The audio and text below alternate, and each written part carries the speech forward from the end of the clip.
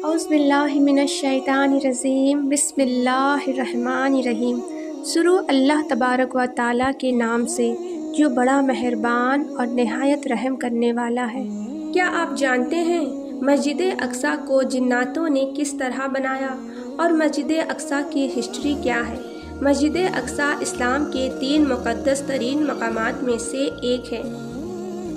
مسجد اقصیٰ مسلمانوں کے لیے قبلہ اول کی حیثیت رکھتا ہے، جس کی طرف رخ کر کے ہمارے اور آپ کے پیارے آقا حضور پاک صلی اللہ تعالیٰ علیہ وسلم اور آپ کے اصحاب نے تقریباً 1500 سالوں تک نماز ادا کی اور یوں لوگوں کو پیغام دیا کہ اسلام کوئی نیا دین نہیں ہے، بلکہ یہ دین ابراہیم کی ہی ایک شکل ہے جو حضرت موسیٰ علیہ السلام اور حضرت عیسیٰ علیہ السلام کی تعلیمات کو پھر سے زندہ کرنے اور اصل تورات اور انجیل کے پیغام پر عمل پیرا ہے۔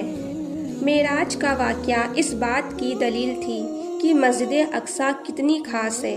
نبی پاک صلی اللہ تعالیٰ علیہ وسلم کا تمام انبیاء اکرام کی امامت کروانا کوئی معمولی واقعہ نہیں تھا، غرض یہ کہ یروشلم اسلام، عیسائیت اور یہودیت تینوں مذہبوں کے نزدیک مقدس ترین مقام ہے۔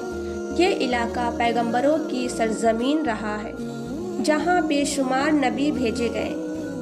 قرآن مجید میں اللہ تبارک و تعالیٰ نے اس سرزمین کے بارے میں سورہ الاعراف میں فرمایا، اور ہم نے اس قوم کو کہ جس کو کمزور بنایا گیا تھا اس سرزمین کی مشرق و مغرب کا وارث بنایا، کہ جس سرزمین پر ہم نے برکت رکھی ہے۔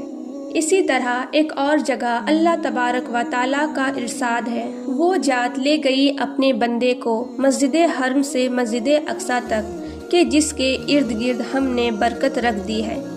اس آیات میں جس بابرکت زمین کا ذکر ہے وہ بیت المقدس اور اس کے آس پاس کے علاقے ہیں۔ حدیث مبارک میں حضور پاک صلی اللہ تعالیٰ علیہ وسلم نے مسجد اقصیٰ کی فضیلتیں بیان کی ہے، لہٰذا حضرت ابوذر غفاری رضی اللہ تعالیٰ عنہ سے روایت ہے کہ انہوں نے نبی کریم صلی اللہ تعالیٰ علیہ وسلم سے پوچھا، اے اللہ کے رسول، اس روح زمین پر سب سے پہلے کون سی مسجد تعمیر کی گئی؟ آپ نے فرمایا مسجد حرم۔ انہوں نے پھر پوچھا، اس کے بعد کون سی مسجد تعمیر کی گئی؟ آپ نے فرمایا مسجد اقصیٰ۔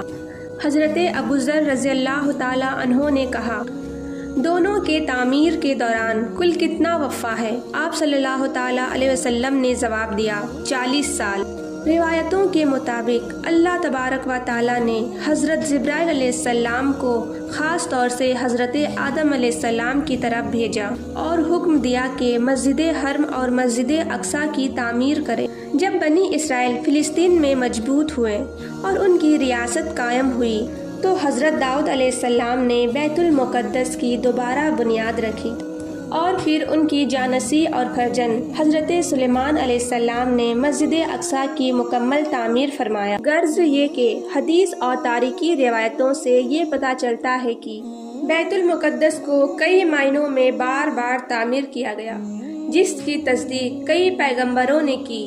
مسجد اقصیٰ کی مکمل تعمیر حضرت سلیمان علیہ السلام کے دور میں ہوئی، جس کی تائید نہ صرف اسلامی بلکہ اسرائیلی روایتوں میں بھی ملتی ہے۔ حضرت سلیمان علیہ السلام اللہ تبارک و تعالیٰ کی جلال و قدر پیغمبر ہے۔ ان کی سلطنت مشرق سے مغرب تک تھی، اور انسانوں کے ساتھ ساتھ چرندوں پرندوں، جانور حیوانات اور جناتوں پر بھی آپ نے حکومت کی۔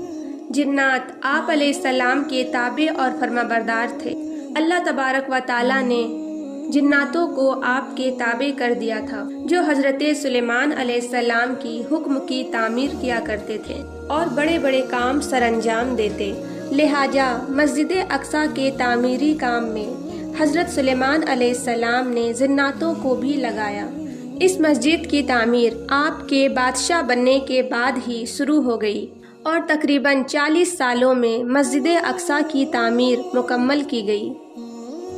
جہاں پر اس مسجد کی تعمیر ہو رہی تھی وہاں پر حضرت سلیمان علیہ السلام نے شیشے کا ایک حجرہ بنوایا تھا، جس کے اندر آپ عبادت کیا کرتے تھے۔ آپ اپنے عصا کے سہارے کھڑے رہتے اور اللہ کی عبادت میں مصروف رہتے۔ یہ عبادت کافی لمبی ہوتی تھی۔ آپ کئی دنوں یا ایک مہینے ایسے ہی کھڑے رہتے اور جنات اپنے کاموں میں مصروف رہا کرتے تھے۔ جب حضرت سلیمان علیہ السلام کو یہ علم ہوا کہ جلد ہی آپ کی وفات ہونے والی ہے، تو آپ نے اللہ سے دعا کی کہ ایسا معجزہ صادر ہو جائے کہ ان جناتوں کو آپ کی وفات کا علم نہ ہو اور وہ اسی طرح اپنے کاموں میں مصروف رہ کر مسجد اقصیٰ کی تعمیر کو مکمل کر دے۔ لہٰذا اسی حجرے کے اندر جب آپ عبادت میں مصروف تھے تو آپ علیہ السلام کی روح قبض کر لی گئی، لیکن اس عصا کے سہارے آپ علیہ السلام کا جسم مبارک ویسے ہی کھڑا رہا اور جنات یہ سمجھتے رہے کہ آپ علیہ السلام عبادت میں مصروف ہے۔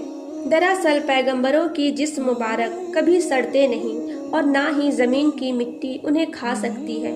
اس روح زمین پر جتنے بھی نبی بھیجے گئے، آج بھی ان کے جسم مبارک قبروں میں صحیح سلامت موجود ہے اور غیبی طور سے انہیں رزق ملتا رہتا ہے۔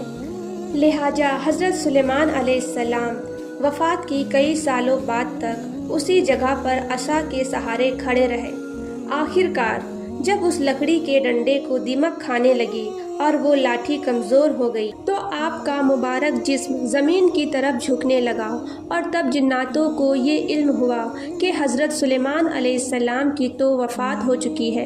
دوستو، اس واقعہ کو اللہ تبارک و تعالیٰ نے سورہ شفا میں کچھ یوں بیان کیا ہے، جس کا ترجمہ ہے: پھر جب ہم نے اس پر موت کا حکم بھیجا تو جناتوں کو اس کے موت کا علم نہ ہوا، مگر زمین کی دیمک ان کی عصا کھاتی رہی، اور جب سلیمان زمین پر آئے تو جنوں پر وہ حقیقت کھل گئی۔ اگر وہ غیب جانتے تو اس طرح عذاب میں نہ ہوتے۔ اس واقعہ سے پہلے لوگ یہ سمجھا کرتے تھے کہ جناتوں کو غیب کا علم ہوتا ہے۔ اللہ تبارک و تعالیٰ نے لوگوں کے اس بھرم کو بھی توڑا اور اس طرح کے واقعات ہم سب کے عبرت کے لیے بھی موجود رکھا۔ ویڈیو اچھی لگی ہو تو ویڈیو کو لائک اور چینل کو سبسکرائب کرتے ہوئے نوٹیفیکیشن بیل کو ضرور دبائیں، جس سے میری سبھی آنے والی ویڈیو کی نوٹیفیکیشن آپ کو آسانی سے مل سکے۔